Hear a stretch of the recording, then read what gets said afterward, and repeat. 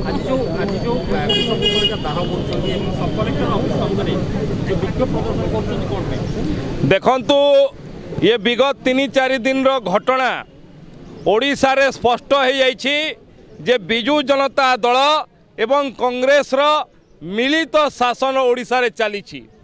जो कला टंका पाखापाखि आमे तो जानी ना किंतु पाखापाखि कहा जाउछि 500 कोटी टंका नगद बाहरी।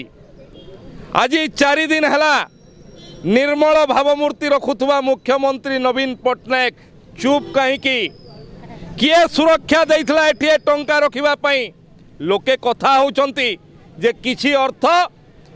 छत्तीसगढ़ रे कांग्रेस पई लागिथिला आ बाकी सब अर्थ ओडिशा रे बिजू जनता दल पई लागिबा पई गच्छित रखा जितला कला टंका। नवीन पट्टनायक स्पष्ट करंतु जे तांकर दलर कौ नेता माने किए सुरक्षा देइतले ना निजे सुरक्षा देइतले ये 100 कोटी टंका जोटा आज आखि बैंक वालांकर लोक आखि मध्य तटका पड़ी जाइछि एवं जो लॉलेसनेस ओडिशा रे वृद्धि पाइछि